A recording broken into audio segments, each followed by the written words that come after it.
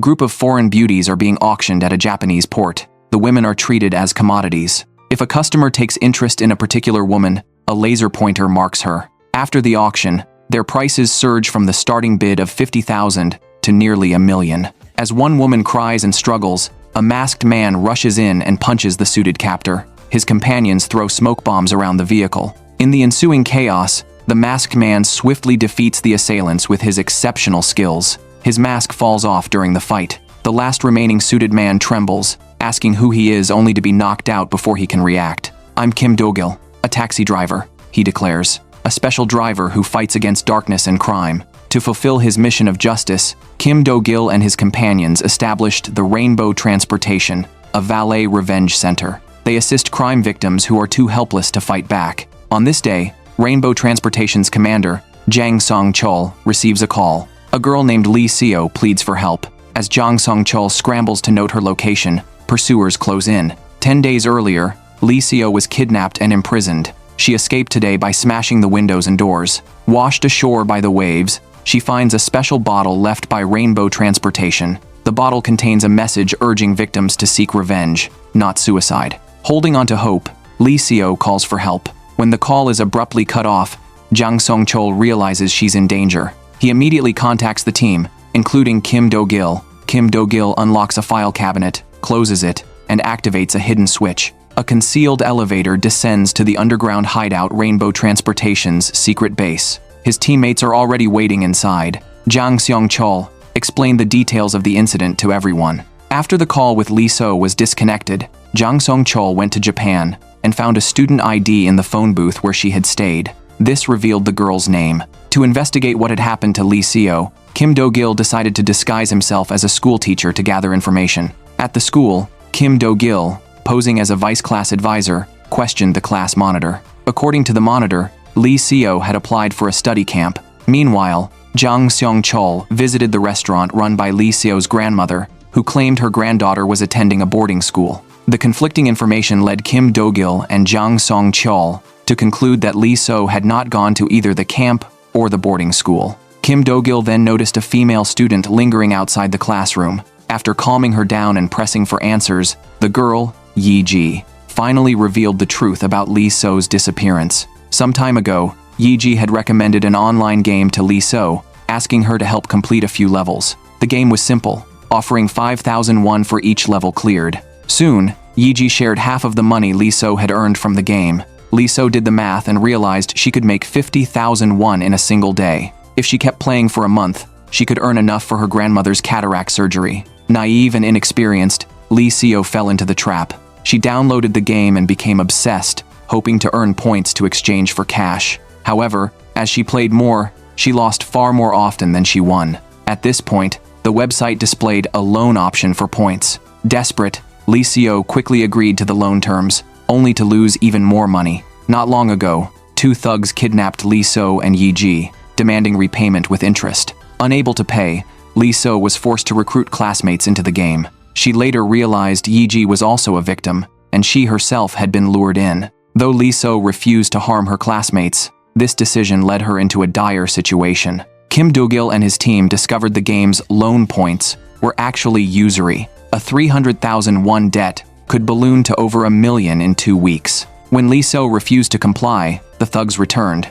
The girls tried to call the police, but the thugs threatened them, claiming the game was gambling and they'd be implicated. Helpless, they begged on their knees. The thugs then offered a job in Japan, promising debt cancellation after a month's work. Desperate, Lee Seo agreed. Guilt-ridden, Yi-ji planned to join her but was stopped by her father, who confiscated her phone. Learning the full story, Kim Do-gil and his team were outraged. They unanimously agreed to rescue Lee Seo and confront the evil behind it. After finalizing the plan, Kim Do-gil put on sunglasses, unveiled his 5,283 taxi, and drove it from the secret underground base to begin the operation. The other team members traveled in a separate vehicle, with hacker On Go-eun handling technical operations inside. Besides hacking, On Go-eun was skilled in disguise. For this mission, she met Yi-ji and asked her to send the game link. On Go-eun deliberately lost badly in the game, losing everything. As expected, the thugs then suggested going to Japan to work off the debt.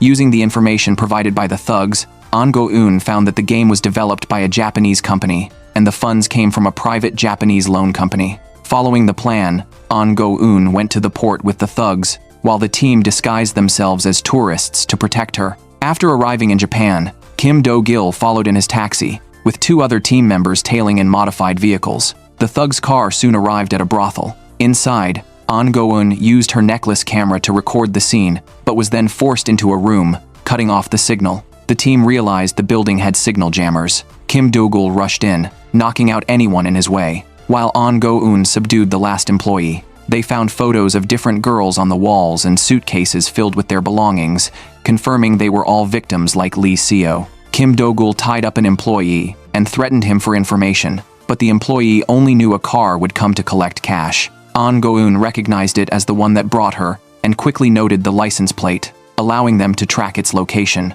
The next day, Kim Do-gil and his companions arrived near the location. They found a group of gangsters laughing and shouting nearby. To infiltrate, Kim Do-gil disguised himself as an arrogant, rich playboy, deliberately provoking the gangsters. They took the bait, and a sumo wrestler challenged Kim Do-gil. The wrestler was overconfident but was swiftly defeated in just a few moves. After the fight, Kim Do-gil acted arrogantly, writing his contact number on the wrestler's back. He demanded compensation from the gang boss for stained shoes. Soon, the boss saw the surveillance footage of Kim Do-gil. The boss ordered his men to bring Kim Do-gil in. During the fight, Kim Do-gil learned the gang held monthly fighting matches to recruit skilled bodyguards. Becoming the boss's guard was his first step. Kim Do-gil informed his companions and noticed someone following him. He stopped the car, and the follower introduced himself as a detective from the Tokyo Metropolitan Police Department, asking Kim Do-gil to come with him. At the police station, Kim Do-gil was questioned. Meanwhile, Jang Song-chol used his connections to fabricate a fake identity for Kim Do-gil as a taxi driver receiving training in Japan. However, the police remained skeptical and took Kim Do-gil to the rooftop for a private conversation. One officer revealed he was an Interpol investigator working on a major case involving the gang. The police's findings aligned with what Kim Do-gil's team had uncovered. The gang used online games to deceive young women into accumulating massive debts, then brought them to Japan. The police station's records showed that the gang leader, Matsuda, was a powerful local figure. The sumo wrestler Kim Do-gil had defeated earlier was actually an undercover officer. The police had planned to use the officer to infiltrate Matsuda's organization, but Kim Do-gil disrupted this plan.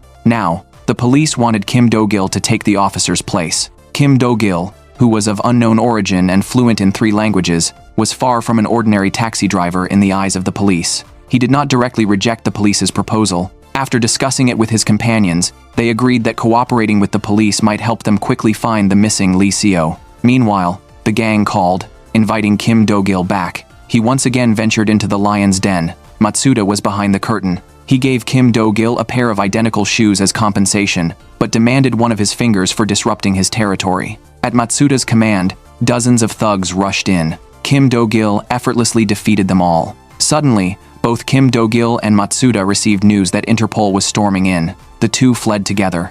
On the road, Kim Do-gil deliberately made disrespectful remarks about the boss. Enraged, the boss got out of the car to confront him. Kim Do-gil held back his true strength during the fight, and both ended up falling onto the railroad tracks. This altercation sparked mutual respect between them. The boss, impressed, offered Kim Do-gil a position as his bodyguard. Kim Do-gil refused, saying it wasn't the right time. Meanwhile, An Go-eun searched the boss's company but found no clues. She concluded that the important data must be stored offline, likely on the boss's person. Later, Interpol approached Kim Do-gil again, asking him to go undercover. This time, he agreed but requested an officer's assistance. With the officer's help, Kim Do-gil staged a confrontation near the boss's location, pretending to violently throw the officer onto a car. The boss, watching from a nearby building, was pleased with Kim Do-gil's aggressive demeanor. Seizing the moment, Kim Do-gil accepted the boss's invitation to join the organization as his bodyguard. The boss,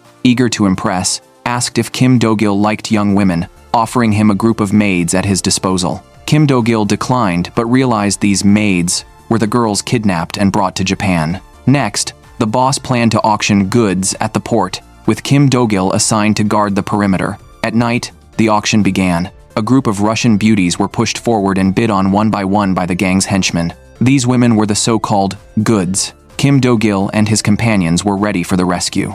As Kim Do-gil put on a mask and knocked over a gang member, the operation officially started. 2 car modifiers scattered smoke bombs around and rode in on motorcycles to free the girls. Not far away, Jang Song-chol had prepared a small boat to safely take the girls away. Meanwhile, under Kim Do-gil's full assault, all the gang members at the scene were eliminated. However, due to last night's incident, the boss began to suspect Kim Do-gil, especially since it happened after Kim joined. Kim Do-gil quickly came up with a solution. After arriving in Japan, to conceal Kim Do-gil's identity, the car modifiers, Curly and Mushroom, set up a food stall nearby. These days, an old man had been coming daily to collect protection money. He was the leader of the Yushima-gumi, a once feared Yakuza group that had long since declined, forcing him to rely on his past reputation to extort money. Now, Jang Song-chol, disguised as the old man, called the boss, claiming responsibility for last night's incident. The boss easily believed it and brought Kim Do-gil along to confront the challenger.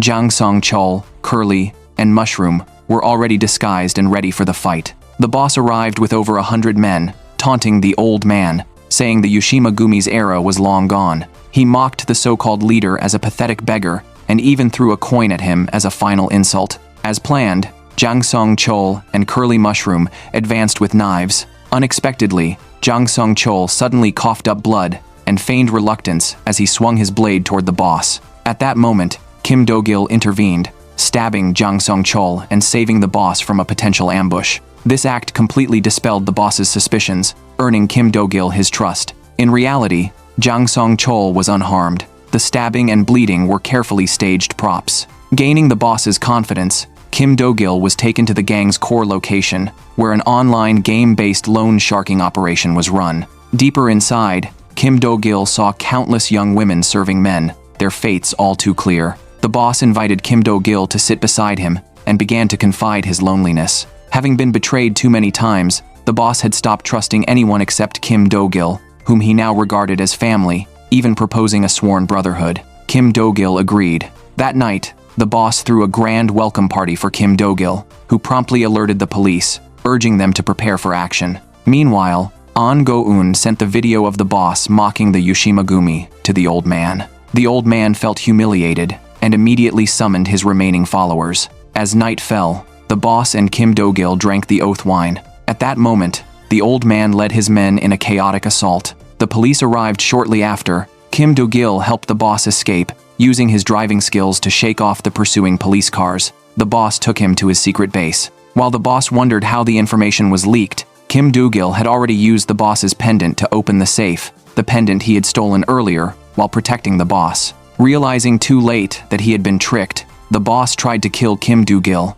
but was easily overpowered. In a desperate move, the boss pulled out a gun and aimed at Kim Do-gil, only to be shot by Interpol officers arriving on the scene. With the boss arrested and the organization dismantled, An Go-eun successfully rescued Lee So, who was trapped. Soon after, Lee So returned home and reunited with her friend Yi-ji. Kim Do-gil went to the home of the thugs who had lured the girls to Japan and gave them a thorough beating. As always, the team received a generous fee, which was secretly taken from the seized gang funds. Under a clear sky, Kim Do-gil drove his taxi with a triumphant smile. A new day brought fresh challenges for Rainbow Transportation. On this day, Jang Seong-chol ran into an old acquaintance, Driver O. Driver O used to drive for a company, but now drives a personal taxi. However, when facing Jang Song-chol, Driver O looked uneasy and hesitantly asked to borrow some money. When Jang Song-chol heard that Driver O wanted cash instead of a transfer, he immediately sensed something was wrong but still warmly agreed,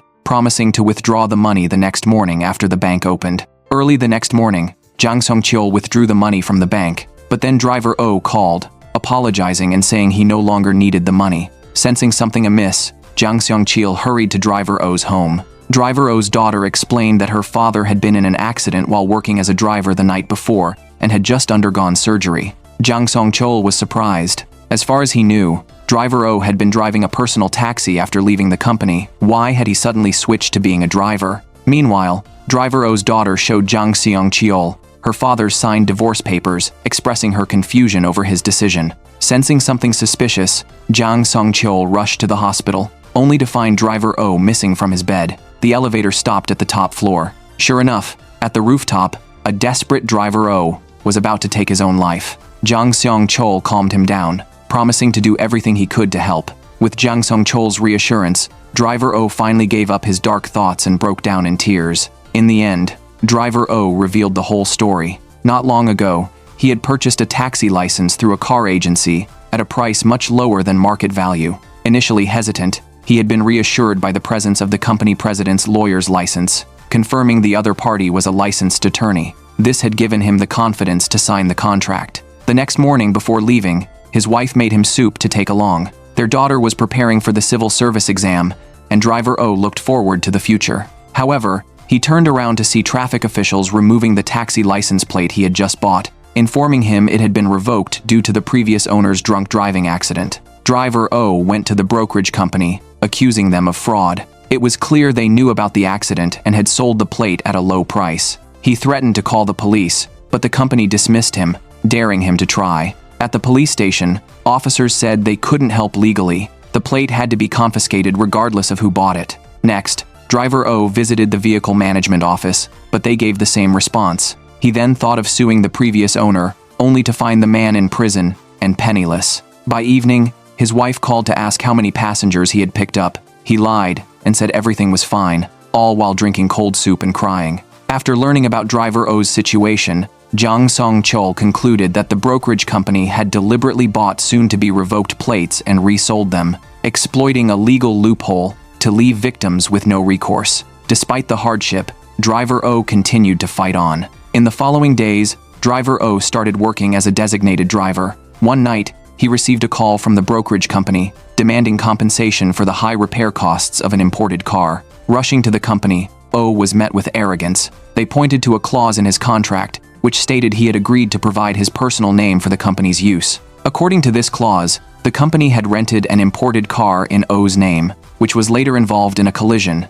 leading to a 40 million won repair bill. O insisted the company had never shown him that page of the contract. Furious, he called them frauds, but the company had enforcers who beat him up. The president even stepped on him, claiming everything was done by the book, and O was just unlucky. Upon learning of O's plight, Jang Sung-chol and his team decided to help. An Go-eun's investigation revealed the company's president was indeed a lawyer, but his license had been revoked for a fatal drunk driving incident. Since the president loved procedures, Kim Do-gil decided to fight back the same way. That night, following Rainbow Transportation's instructions, O went to the street to play the taxi driver game. Recalling his suffering and the president's despicable face, O finally pressed the button to submit the mission. Upon receiving the request, Kim Do-gil immediately set out in his 5,283 taxi. Meanwhile, An Go-eun uncovered crucial information. The imported car rented in O's name was nearby. The rental fee was exorbitant, and records showed it had been in an accident. Kim Do-gil deduced that only criminals or would-be criminals would rent such a car. The top priority was to terminate O's contract with the brokerage, or else he'd face endless trouble. As Kim Do-gil predicted, the man who rented the imported car drove it recklessly through the streets, ignoring traffic lights and collisions. Just as he was showing off, Kim Do-gil's taxi blocked his path. The man stepped forward to provoke Kim Do-gil, who dodged and swiftly knocked him down. Two other men in the car pulled out knives, but Kim Do-gil disarmed them effortlessly. Inside the car, Kim Do-gil found a rental contract with O's name as the lessee. Curly and Mushroom planned to return the car to terminate the contract, but An Go-eun reminded them that the car couldn't be returned mid-contract. Hearing this, Kim Do-gil urged An Go-eun to help him. He wanted to choose a car from that shady agency and also get back with interest the mistreatment O the driver had suffered. Meanwhile, another man came to the agency to buy a car. After being fooled by the company, the man signed the contract. But right after signing, the company demanded an additional 20 million won in price difference. Realizing it was a scam, the man tried to leave. The company's manager then demanded he pay an equivalent cancellation fee. When the man threatened to call the police, the boss came over and repeatedly hit him with a wrench. He then beat up the employee, who was a car thief. They planned to frame the employee's injuries as the man's doing. Even worse, the boss read out the man's family details and threatened to harm his pregnant wife. Seeing this, the man knelt before the boss, pleading in a low voice. He had no choice but to buy the car after all. Just then, Kim Do-gil drove in. Dressed as a flashy, diamond-encrusted rich kid, Kim Do-gil deliberately scratched the agency's display car and spilled coffee on the man's contract. With the contract ruined, it was void. Under Kim Do-gil's eye signal, the man, realizing he'd found a savior, quickly said he wouldn't sign and ran off. The boss confronted Kim Do-gil, who handed over a bag of cash, pretending to be a clueless big spender. He promised to buy the man's car and pay for the display car's repairs. On that day, Kim Do-gil drove back the overpriced car he had purchased. Unexpectedly, the car became unresponsive. Kim Do-gil struggled with the steering wheel, swerving to avoid other vehicles. At the last moment, he lost control and crashed. Fortunately, he veered into a sandy area, avoiding pedestrians and escaping serious injury. Upon inspecting the car, Curly and Mushroom determined it was a Level 3 flood-damaged vehicle, meaning its engine had been submerged. Driving such a car was like carrying a ticking bomb. However, the unscrupulous brokerage company bought these cars at rock-bottom prices and sold them for huge profits. To uncover the truth, Kim Do-gil tailed the company's employees. He overheard them discussing how the president had bought a license plate from an accident for 1 million won and resold it to O for 100 million. In other words, it was a 100-fold profit. The president, watching news of a flood disaster, immediately planned to go there, ordering a tow truck. Kim Do-gil followed and saw them arrive at a scrapyard. Eavesdropping revealed the president was in cahoots with the scrapyard owner, who specifically selected uninsured, flood-damaged cars. Since they had no insurance, the flood damage went unreported, making them appear normal. That night, the scrapyard owner handed over 7 flood-damaged cars to the president,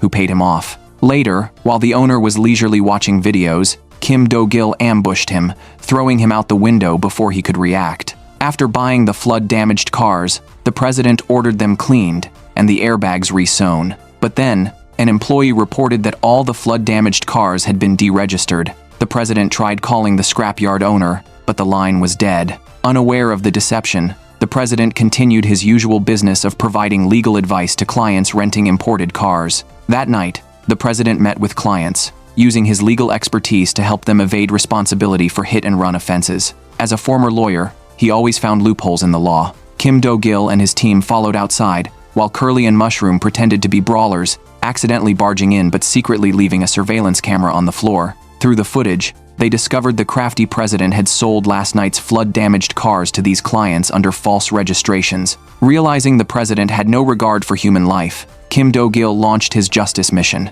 The next day, Kim Do-gil disguised himself as a flashy, dim-witted rich man and visited the brokerage. He claimed to have just started dating and asked for help choosing a good car. Under the employee's recommendation, he immediately bought a used red car. Upon inspection, it turned out to be another Level 3 flood-damaged vehicle. The brokerage now saw Kim Do-gil as a gullible fool. To lure the president and his gang further, Kim Do-gil then went to another car dealership to make a purchase. Soon, the brokerage staff spotted Kim Do-gil buying cars and immediately reported it to the president. They thought it was suspicious how often this fool bought cars, but the president saw nothing unusual as long as he wasn't buying them with a tow truck. Hearing this, Kim Do-gil quickly found a tow truck, loaded all the used cars he'd bought from various dealerships onto it, and deliberately made sure the brokerage saw it. Now, even the president found it strange. Seeing the time was ripe, Kim Do-gil returned to the brokerage, this time claiming he needed to buy cars to cope with a recent breakup.